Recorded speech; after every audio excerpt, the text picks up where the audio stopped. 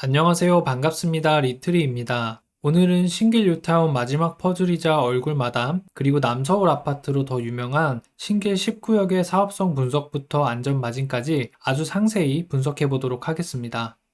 강의 시작에 앞서 잠시 책 소개를 하겠습니다. 아시는 분들은 아시겠지만 저는 현재 경제 크리에이터 자유지성님의 커뮤니티 자유지성 아카데미에서 활동하고 있습니다. 그리고 그곳에서 매니저 활동을 약 1년 이상 해왔는데요. 이번에 자유지성 아카데미 출판사에서 출간한 이 부의 조건이라는 책에 저자 17인 중 한 명으로 저 리트리의 수기가 담겨 있습니다. 이 책은 우리 주위 어디서나 볼 수 있는 평범한 사람 17인의 불을 향한 도전 과정을 아주 상세히 담았으며 그들의 투자 기술과 또 다양한 경험을 배우실 수 있습니다. 평범한 우리들이 부자가 되는 방법, 그 첫걸음을 이 부의 조건으로 시작해보는 건 어떨까요? 자세한 내용이 궁금하신 분들은 교보문고에서 부의 조건을 검색해주세요. 네, 그럼 본격적으로 영상 시작하도록 하겠습니다. 신길 뉴타운의 마지막 퍼즐, 이젠 50살이 훌쩍 넘어버린 남서울 아파트 재건축으로 더 유명한 신길 19역은 신풍역 5번 출구와 맞닿아 있는 초역세권에 위치하고 있습니다. 많은 분들께서 신길 19역을 남서울 아파트 재건축으로 오해하고 계신데 실제 이 구역계를 보시면 남서울 아파트 외에도 일부 상가와 단독 다가구가 포함되어 있습니다. 하지만 구역의 대부분을 남서울 아파트가 차지하고 있기 때문에 남서울 아파트 재건축이라고 불려도 크게 문제는 없을 것 같네요. 신길 19역은 구역 면적이 그렇게 크지는 않습니다. 면적은 총 32,000제곱미터, 총 세대수 812세대 규모로 지어질 예정이며 이 중 조합원 분양이 551세대, 그리고 임대주택이 79세대, 일반 분양 물량이 174세대로 구성되어 있습니다. 전체 세대수 대비 일반 분양 비율이 21.1%로 일반 분양 물량이 많지는 않은 편인데요. 남서울 아파트가 5층짜리 저층 아파트임에도 불구하고 이렇게 분양 물량이 많지 않은 이유는 전평형 소형 위주로 구성되어 있기 때문입니다.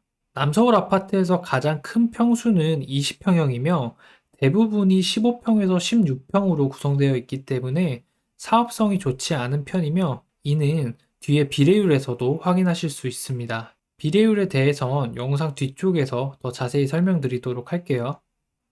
2007년 남서울 아파트는 인근에 있는 단독주택들과 묶여 신길 10 재정비 촉진 구역으로 지정되었습니다. 그러나 남서울 아파트와 단독주택 주민들 간 개발 이익에 대한 갈등으로 약 10여 년간 사업이 정체되었었는데요. 그러던 2016년 남서울 아파트가 안전진단 2등급을 받으면서 사업이 본궤도에 오르기 시작했습니다. 그리고 2018년 1월 조합이 설립된과 동시에 한국토지신탁과 신탁방식 계약을 체결하면서 사업에 더욱 속도가 붙기 시작했습니다. 2021년 5월 사업 시행 인가, 그리고 2022년 11월 관리처분 인가를 득하고 올해 4월부터 이주를 시작하고 있습니다.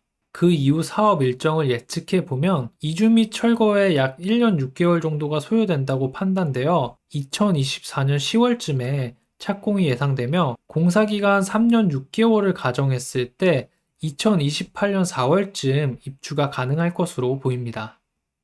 신길 19역의 시공사는 대우건설인데요. 지난 2022년 5월 신길 19역은 신길동 뉴타운 최초로 하이엔드 브랜드 프로지오 서밋이 확정되었습니다.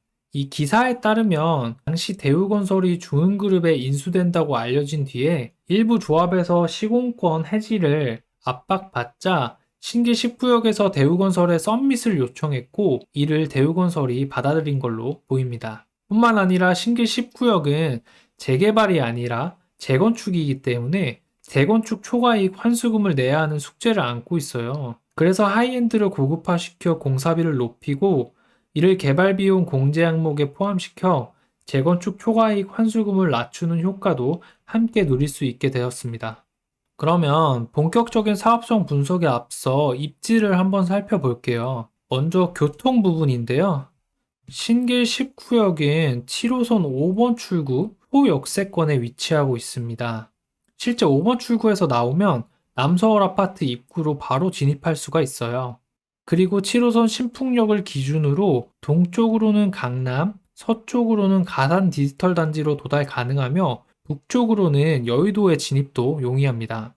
현재는 5번 출구 위쪽으로 약 2분 정도 올라가면 이곳에 여의도로 가는 버스가 서는 버스 정류장이 있는데요. 2025년 하반기에 이 신안산선이 개통이 되면 여의도까지 대략 5분 내에 도착할 수 있게 됩니다. 따라서 지금도 7호선 초역세권에 입지하여 교통이 그렇게 불편하지 않은 편인데 앞으로 서남권을 관통하는 신안산선이 개통되면 여의도, 영등포, 광명, 구로 등 서남쪽 주요 거점으로의 접근성도 대폭 개선될 예정입니다. 다음은 일자리인데요. 앞서 교통 분석과 이어지는 내용입니다. 신길 10구역에서 손쉽게 도달할 수 있는 주요 일자리 거점으로는 가산, 구로 디지털 단지와 강남, 그리고 영등포와 여의도가 있습니다. IT 일자리가 밀집해 있는 가산 디지털 단지까지 도달하는데 7호선을 이용하면 약 6분 정도가 소요되며 노년부터 청담까지 이어지는 7호선 강남권 일자리들은 23분에서 30분 정도가 소요됩니다. 그리고 신길 뉴타운 북쪽에 위치한 영등포와 여의도는 현재 버스로 15분 내로 도착 가능하며 향후 신안산선 개통 시 10분 내로 도착 가능하게 됩니다. 따라서 신길 10구역은 서울 3대 업무지구 중 여의도 그리고 강남 두 곳을 빠르게 접근 가능하며 IT 스타트업이 밀집되어 있는 가디나 구로 디지털 단지로의 접근성도 뛰어나 주요 일자리로의 직주가 뛰어난 지역 중 하나입니다. 다음은 제가 생각하는 신길 10구역의 가장 큰 단점 두 가지를 소개해 드릴게요. 먼저 첫 번째, 초등학교 배정입니다. 대다수의 신길 뉴타운 아파트들이 대왕초등학교나 혹은 대형초등학교를 배정받는 것과 다르게 신길 10구역은 현재 이 대기초등학교를 배정받고 있습니다. 신길 10구역에서 대기초등학교까지는 도보로 약 13분 정도가 소요되는데 등굣길에 횡단보도를 2번이나 건너야 하는 아주 큰 단점이 있습니다. 초등 고학년의 경우엔 횡단보도 이동에 어려움이 없겠으나 초등 저학년에게 2번의 횡단보도를 건너는 건 약간 위험할 수도 있기 때문에 이 부분은 앞으로 재건축 이후에도 계속 약점으로 거론될 이슈인 것 같습니다. 그리고 두 번째 단점으로는 다소 어수선한 주변 분위기를 꼽을 수 있습니다. 일단 불행 중 다행히도 신길 10구역 남서울 아파트 자체가 동네의 어수선한 주변 분위기를 만드는 데 가장 큰 일조를 하고 있었는데 이 부분이 재건축이 됨으로써 많은 부분 개선될 거라고 생각됩니다.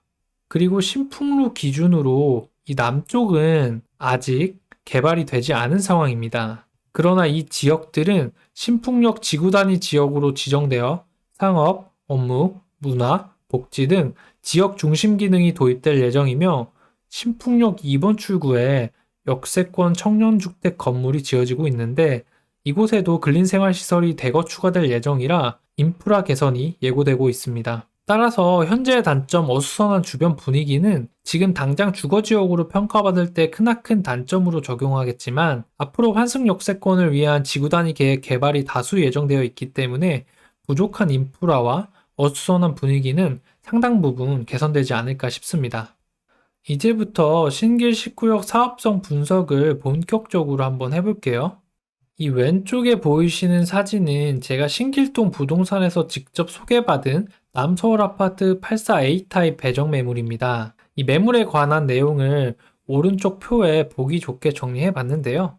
이 매물의 매매가는 8억, 감정평가액은 6억 9,300만 원, 그리고 관리처분 계획상 비례율을 85% 받았기 때문에 권리가액은 5억 9,100만 원 정도 되겠네요. 그럼 이 물건의 프리미엄은 매매가에서 권리가액을 뺀 2억 900만 원이 되겠습니다. 그리고 이주비는 감정평가액의 60%까지 대출받을 수 있기 때문에 총 4억 1,600만 원이 나오고요. 마지막으로 관리처분 계획에서 명시한 84타입 조합원 분양가는 11억 2천만 원 정도 됩니다. 여기까지가 이제 기초 데이터고요. 이제 투자금을 한번 알아볼게요. 먼저 이 초기 투자 금액인데요. 초기 투자 금액은 매매가 8억에서 이주비 4억 1,600만 원을 뺀 3억 8,400만 원이 되겠습니다. 신길 10구역의 가장 큰 장점은 이 초기 투자 금액입니다. 초기 투자 금액 4억 미만은 현재 광명 뉴타운이나 은평구 대조 1구역, 불광 5구역, 가련 1구역보다 더 저렴한 금액입니다. 현재 서울시내 주요 입지 정비사업 중 초기 투자 금액 4억 미만으로 관리처분 인가를 득한 입주권 매물을 구하는 건 이 신길 10구역 외에는 거의 불가능하다고 보셔야 됩니다.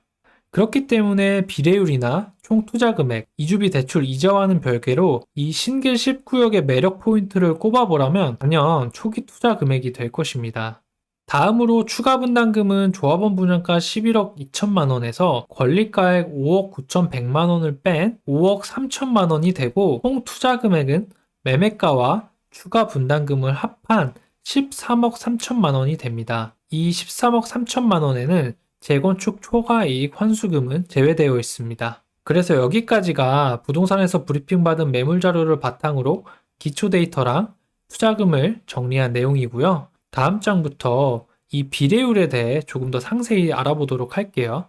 앞서 우리가 살펴본 비례율은 85%였죠? 그럼 이 85%가 어떻게 나왔는지 관리처분 책자를 통해서 한번 살펴보도록 하겠습니다. 이 왼쪽 사진에 보이시는 건 신길 10구역 관리처분 책자에 명시된 비례율 부분인데요. 이 관리처분 책자에 따르면 종우자산이 1조 210억, 그리고 총 사업비가 6,556억, 종전자산은 4,286억으로 추정되며 이것들을 비례율 공식에 대입하여 계산하면 85.26%의 비례율이 나오게 됩니다. 이전 슬라이드에서 비례율 계산에 사용되었던 종우자산과 총 사업비 항목을 조금 더 자세히 보면 종우자산에 재건축 초과이익 환수금과 기본 이주비 이자 2,525억이 포함되어 있는 걸 보실 수 있는데요. 마찬가지로 정비사업 추산액, 즉 총 사업비 항목에도 재건축 초과이익 환수금과 기본 이주비 이자 2,525억이 포함되어 있는 걸 볼 수 있습니다. 따라서 우리가 처음 비례율 계산에서 사용했던 종우자산 1조 210억과 총 사업비 6,556억에 이 2,525억 재초안 및 기본 이주비가 공통으로 포함되어 있는 거예요. 그런데 이 재초안과 기본 이주비는 개개인별로 납부 금액이 다르기 때문에 우리는 종우자산에서 이 재초안 및 기본 이주비를 제외하도록 하겠습니다. 이를 적용하여 종우자산과 총 사업비를 다시 계산해보면 종우자산의 경우 1조 210억에서 2,525억을 뺀 7,685억이 되고 총 사업비의 경우에는 6,556억에서 2,525억을 뺀 4,031억이 되겠습니다. 그리고 이 경우에도 비례율을 계산해보면 동일하게 85.26%가 나오게 됩니다. 그래서 앞으로 우리는 신길 10구역의 종우자산을 7,685억, 총 사업비를 4,031억으로 할 거예요.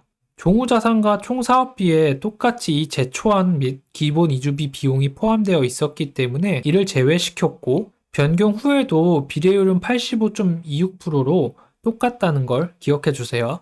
그런데 신길 10구역 관리처분 책자에 명시된 비례율 85%, 이거 과연 착공 시점에도 가능한 비례율일까요? 지금부터 한번 상세히 파헤쳐 보도록 할게요.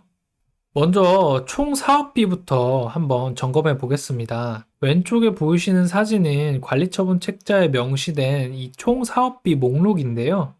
총 사업비란 정비 사업을 진행하는 데 필요한 모든 지출 금액을 의미하며 정비 사업 추산액과도 같은 말입니다. 관리처분 책자에 의하면 총 사업비는 공사비와 기타 사업비로 나뉘게 되는데 공사비는 평당 525만 원을 기준으로 하여 2,069억이 책정되었으며 사업비는 기타 사업비 150억과 예비비 323억을 포함한 1,962억이 책정되었습니다. 따라서 이 공사비와 사업비를 합친 총 사업비는 4,031억이 됩니다. 여기서 이 4,031억은 앞서 말씀드렸다시피 재건축 초과이익 환수금과 이주비 대출금의 2,525억을 제외한 금액입니다. 그런데 이 총 사업비 목록에서 추가돼야 되거나 혹은 증액이 필요한 항목들이 있는데요. 바로 공사비랑 신탁 수수료입니다. 최근 공사비 원가 상승으로 인해 대부분의 현장에서 20% 이상 공사비가 인상되었기 때문에 현실적인 공사비 증액이 반영되어야 될 것 같고요. 또한 정비사업비 항목에서 신탁 수수료를 찾을 수 없었기 때문에 업계 평균 수수료율을 적용한 신탁 수수료도 추가되어야 할 것 같네요.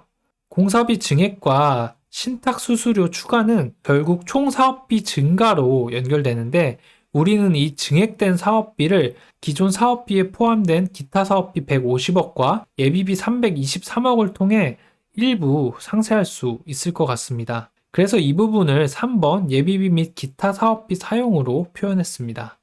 자, 그럼 이제 다음 장에서 어떤 부분이 추가되고 또 사업비는 얼마나 상승하는지 자세히 한번 살펴볼게요. 먼저 공사비 현실화입니다. 최근 건설 공사비 지수가 2020년 초 대비 25% 이상 상승했고, 서초구 방배 신동아 평당 732만원, 성북구 정릉골 재개발 평당 740만원, 종로구 사직 2구역 평당 770만원 등 서울 시내 주요 정비사업 공사비가 700만원 이상으로 상승하고 있다는 점, 마지막으로 대우건설 하이엔드 브랜드 프루지오 서밋이 적용된다는 걸 고려했을 때 공사비는 기존 대비 약 43% 정도 상승한 평당 750만 원을 적용하는 게 타당하다고 판단됩니다.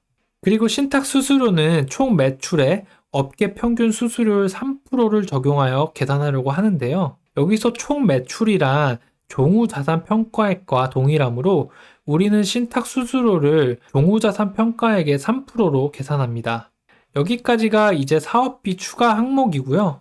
위에서 추가된 사업비를 예비비 323억, 기타 사업비 150억을 포함한 473억으로 일부 상쇄시킬 예정입니다. 예비비라는 건 원래 예상 외 사업비가 추가되었을 때 대비를 한 금액이고, 기타 사업비는 정비사업비 항목에 뚜렷한 사용 목적이 적혀 있지 않았기 때문에 이 두 개의 항목을 사용하여 증액된 사업비를 상쇄해 보도록 하겠습니다. 그럼 사업비가 얼마나 증액되는지 한번 계산을 해볼게요. 먼저 공사비입니다. 공사비 인상분은 평당 525만원에서 750만원으로 상승했기 때문에 기존 공사비 대비 약 43%가 증액된 889억입니다. 그리고 신탁 수수료는 종우자산 7,685억의 3%인 230억이 되겠습니다. 그러면 이 공사비 인상분과 신탁 수수료의 합이 총 1,119억이 되는데요. 이 증액된 사업비 1,119억을 일부 상쇄하기 위해 사업비 항목 중 예비비 323억과 기타 사업비 150억을 사용하려 합니다. 따라서 최종 증액된 사업비는 1,119억에서 473억을 뺀 646억이 되겠습니다. 그러면 변경된 총 사업비를 계산해 볼까요? 우리는 기존 사업비가 4,031억이었죠. 그런데 공사비 인상과 신탁 수수료를 포함한 사업비 증액분이 위에서 646억으로 계산되었기 때문에 총 사업비는 4,677억으로 늘어나게 됩니다. 다음은 종우자산 변경안입니다. 왼쪽에 보이시는 사진은 관리처분 책자에 나온 종우자산 평가 세부 항목들인데요. 이걸 오른쪽 표에 보기 좋게 정리해봤습니다. 먼저 조합원 분양가 총액은 5,480억이며 보류지 매각 비용 67억, 일반 분양은 평당 3,600만 원을 가정했을 때 1,536억으로 책정되어 있습니다. 그리고 임대주택 매각 비용은 78억, 상가 매각 비용은 497억, 마지막으로 유상옵션 판매 비용이 25억으로 책정되어 있네요. 그래서 이 수입들을 모두 합치면 총 수입은 7,685억이 됩니다. 우리는 앞서서 사업비 지출 부분을 현실화했었죠. 따라서 분양수익 내역도 현실화하는 단계가 필요하겠습니다. 제 나름의 분석을 통해 보이시는 화면과 같이 현실화 항목을 나눠봤습니다. 일단 이 조합원 분양가 총액은 증액을 하면 안 되는 부분이죠. 증액을 하면 조합원 분양가를 인상한다는 의미이니까 고정으로 놔뒀고요. 보류지의 경우엔 기존 관리처분 책자엔 5구 타입 한 세대당 8.5억에 팔리는 걸로 되어 있는데요. 이 부분을 한 호수당 10억으로 변경하여 보류지 수입을 17% 정도 증가시켰습니다. 그리고 일반 분양은 현재 평당 3,600만 원으로 계산되어 있는데요. 현재 부동산 분위기가 조정이 끝나고 반등이 나오고 있고 분양가 상한제 지역도 아니기 때문에 내년 분양 시점엔 4천만 원 정도는 받을 수 있다고 가정을 하고 일반 분양 수입을 11% 정도 증가시켰습니다. 소형 주택의 경우 2023년 표준 건축비가 약 10% 정도 상승했기 때문에 소형 주택 수입도 10% 증가를 생각했고요. 이외에 근린 상가나 유상 옵션 수입도 물가 상승을 반영하여 10% 정도 상승했다고 가정했습니다. 그러면 앞서 살펴본 인상분을 적용한 분양 수입 변경 내역을 한번 알아보겠습니다. 먼저 보류지의 경우에는 기존 대비 17% 정도 인상되었으므로 추가 수입이 7억 생깁니다. 그리고 일반 분양은 평당 4천만 원 계산 시 기존 대비 11% 상승한 것이므로 169억의 추가 수입이 발생하게 되고요. 소형주택과 근린생활시설, 유상옵션은 모두 10% 상승을 가정했으므로 소형주택은 8억, 근린생활시설은 50억, 유상옵션은 3억의 추가 수입이 발생합니다. 추가 수입 항목을 모두 합치면 약 237억의 추가 수입분이 발생하네요. 자, 그럼 기존 분양 수입 7,685억에 추가 수입 237억을 더하면 최종 분양 수익은 7,920억이 되겠네요. 최종 분양 수입이 7,920억으로 늘어났기 때문에 우리가 앞서 계산한 신탁수수료와 총사업비도 변경이 필요합니다. 신탁수수료는 종후자산, 즉 최종 분양 수입의 3%로 계산되므로 230억에서 237억으로 상승하게 됩니다. 따라서 사업비 증액도 646억에서 653억으로 늘어나게 되며 총 사업비 또한 4,684억으로 상승하게 됩니다. 이제 증액된 사업비와 일반 분양 수입을 적용하여 새로 비례율을 한번 산정해 볼게요. 일단 기존 비례율은 종전자산 4,286억, 종후자산 7,685억, 총 사업비 4,031억을 기준으로 85%가 나왔었죠. 그런데 여기서 계산한 이 비례율 85%는 최근 대두되고 있는 공사비 인상과 분양 수입 증가분을 반영하지 않았기 때문에 2023년 5월 현재 시점에서 약간 현실성이 떨어집니다. 그래서 우리가 앞서서 공사비 상승과 분양 수입 증가를 반영한 종후자산과 총 사업비를 새로 계산했죠. 새로 계산된 종후자산은 7,920억이며 총 사업비는 4,684억입니다. 이때 종전자산은 변하지 않으므로 동일하게 4,286억이 됩니다. 따라서 종전자산을 제외한 종후자산과 총사업비의 변경을 비례율 공식에 적용해보면 비례율은 75.5%가 됩니다. 이는 관리처분 책자에 명시된 비례율 85%보다 10% 정도 하락한 수치인데 최근 대부분의 사업장이 공사비 상승으로 비례율 하락을 겪고 있는 만큼 신길 10구역도 예외는 아니었습니다. 마지막으로 우리가 고려할 건 재건축 초과이익 환수금입니다. 먼저 관리처분 책자에 나온 재초안 금액을 살펴볼게요. 책자를 보시면 재건축 초과이익 환수 금액이 총 2,281억으로 잡혀 있습니다. 그리고 이걸 조합원 551명으로 나누게 되면 평균 1인당 재건축 초과이익 환수금이 4억 1,300만 원 정도로 계산이 됩니다. 한편 조합원 관리처분인가 통지서에 명시된 재건축 초과이익 환수 부담금은 3억 9,700만 원 정도로 추정되어 있습니다.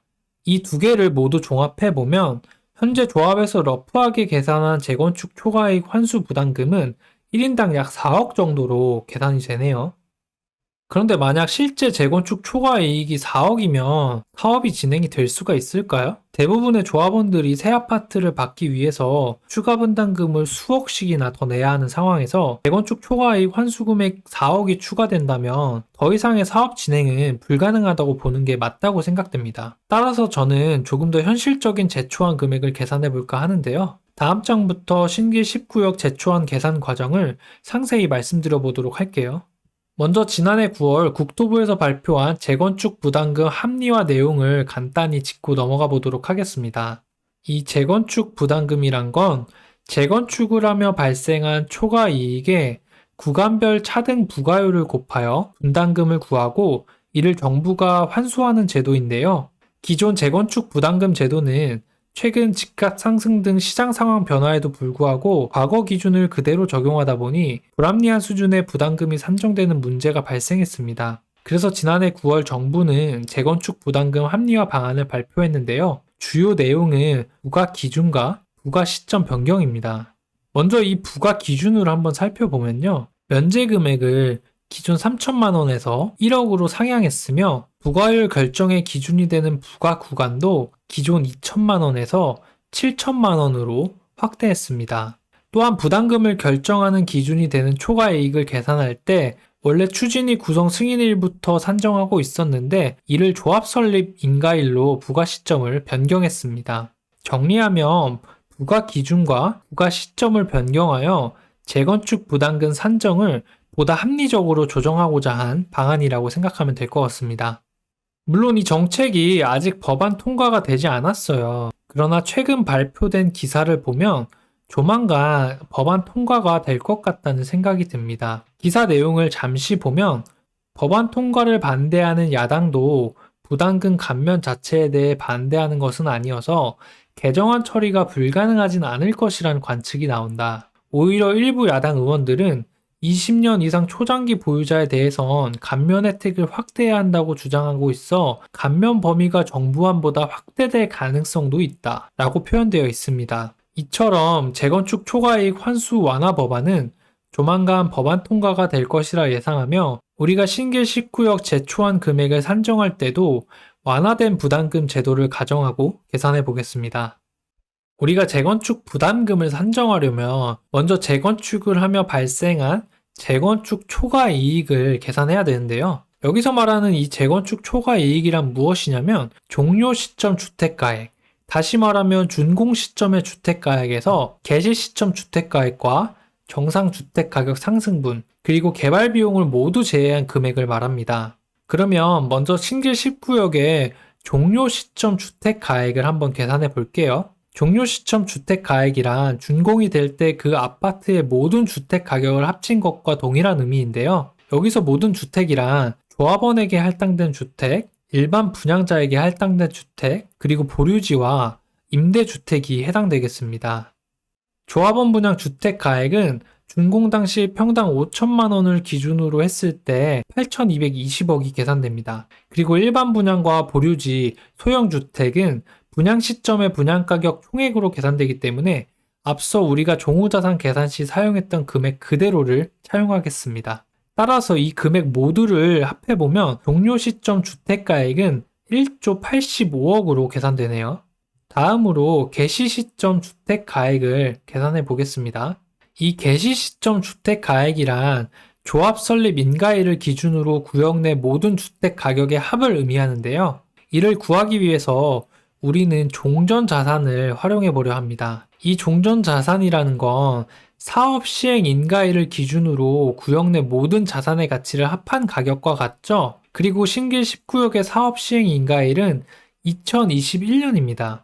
이를 활용하여 개시 시점 주택 가액을 구하려면 신길 19역이 조합 설립 인가를 득한 2018년 당시 구역 내 모든 자산의 가치를 구해야 합니다. 우리는 2021년 기준 구역 내 모든 자산의 가치를 구한 이 종전 자산을 알고 있으므로 2018년부터 2021년까지 공동주택 가격 변동률을 구하면 2018년 당시 구역 내 모든 자산의 가치를 추정해 볼 수 있겠죠. 실제 남서울 아파트 공시가 변화를 보면 2018년 대비 2021년에 공시가가 약 1.8배 상승한 걸 볼 수 있습니다. 따라서 우리가 개시 시점 주택가액을 구해보면 4,286억을 1.8로 나눈 2,358억으로 추정이 됩니다. 그리고 정상주택 가격 상승분은 2027년 입주를 가정하여 10년간 50%의 상승을 가정했고 개발 비용은 신길 19역의 총 사업비와 동일하게 측정했습니다. 이러한 정보를 바탕으로 재건축 초과 이익을 계산해보면 종료 시점 주택가액 1조 85억에서 개시 시점 주택가액 2,358억, 정상주택 가격 상승분 1,179억, 개발 비용 4,684억을 뺀 1,864억이 나오게 됩니다. 앞서 우리는 신길 19역의 재건축 초과이익이 1,864억으로 계산됨을 확인했습니다. 따라서 조합원 1인당 재건축 초과이익을 계산해보면 1,864억을 조합원 551명으로 나눈 3억 3,800만 원이 나오게 됩니다. 이 1인당 평균 재건축 초과이익 3억 3,800만 원을 개선이 예정된 부과 기준에 적용을 해서 계산을 해보면 1인당 평균 재건축 부담금은 약 5,400만 원이 나오게 됩니다. 자, 그럼 우리가 사업성 분석 초반에 다뤘던 매물을 다시 한번 분석해 볼게요. 이 매물의 매매가는 8억이었죠? 그리고 감정평가 금액은 6억 9,300만 원이었습니다. 그리고 비례율은 우리가 앞서 공사비 증액 부분을 적용하여 75.5%가 계산되었기 때문에 비례율을 75.5%로 변경해 줍니다. 그러면 변경된 비례율을 적용한 권리가액은 5억 2,430만 원 정도가 되고 프리미엄은 2억 7,560만 원이 나오게 되네요. 그리고 이주비와 조합원 분양가는 이전과 동일하게 됩니다. 이제 투자금을 살펴볼게요. 초기 투자금은 매매가에서 이주비를 제외한 금액이므로 앞에서 살펴본 내용과 동일한 3억 8,400만 원이 됩니다. 추가 분담금은 권리가액이 줄어들었기 때문에 5억 9,570만 원으로 상승하게 됩니다. 또한 재건축 초과이익 환수금은 5,400만 원으로 추정됩니다. 따라서 왼쪽 사진에 보이는 물건의 총 투자 금액은 매매가 8억, 추가 분담금 5억 9,570만 원, 재건축 초과이익 환수금 5,400만 원을 모두 합한 14억 4,970만 원이 되겠습니다. 이제 우리가 구한 총 투자 금액으로 이 물건의 안전 마진은 얼마나 되는지 한번 볼게요. 신길 19역의 총 투자 금액은 14억 5천만 원 정도 됩니다. 그러면 신길 19역이 입주하는 2027년에 어느 정도의 시세를 형성할지 예상 시세를 한번 계산해 볼게요. 비교 사업정으로 우리는 바로 옆에 위치한 레미안 에스티움을 선택했는데요. 현재 84 타입 기준 최저호가가 13억 5천만 원입니다. 여기서 연식 차이가 10년 정도 나기 때문에 매년 물가 상승률 1.5%를 가정하면 15%의 연식 마진이 발생할 거고 이를 계산하면 약 2억 정도 발생합니다. 그리고 입지 차이로 생기는 입지 마진은 서로의 장단점이 있기 때문에 동일하다고 판단되어 적용하지 않았습니다. 종합해보면 신길 19역의 입주 시 예상 시세는 현재 호가 13억 5천만 원에 연식 마진 2억을 더한 15억 5천만 원이 되겠습니다. 우리가 앞서 브리핑 받은 매물의 총 투자 금액이 14억 5천만 원 정도였고 입주 시 예상 시세는 15억 5천만 원이었기 때문에 이 물건의 현재 시점 안전 마진은 약 1억 원 정도로 생각할 수 있겠습니다. 자, 오늘 제가 준비한 분석 내용은 여기까지입니다. 신길 19역의 경우 재개발이 아닌 재건축이기 때문에 분석 내용이 다소 어려웠을 수 있습니다. 또한 제가 분석한 내용이 실제로 다를 수도 있고요. 특히 재건축 초과이익 환수금 부분은 현재 조합에서도 정확한 금액을 산정하지 못하는 부분이고 당연히 제가 분석한 내용도 정확할 수 없습니다. 다만 정부에서 발표한 제초안 법안 개정 그리고 관련 정보를 취합하여 나름대로 합리적인 분석을 했다고 생각하기 때문에 참고 수치 정도로는 볼 수 있을 것 같습니다. 신길 19역은 사업성이 그닥 좋은 편은 아니기 때문에 현재 시점 안전마진이 크지는 않은 편인데요. 그럼에도 불구하고 서울 시내 주요 입지를 초기 투자 금액 4억 미만으로 투자할 수 있다는 점은 아주 큰 장점으로 생각됩니다. 신길 뉴타운의 마지막 퍼즐 신길 19역, 여러분들은 어떻게 생각하나요? 굳이 투자를 하지 않더라도 마지막 남은 미운 오리 새끼의 비상을 옆에서 묵묵히 지켜보는 재미도 있을 것 같습니다. 오늘 제가 준비한 내용은 여기까지입니다. 긴 시간 시청해주셔서 감사합니다.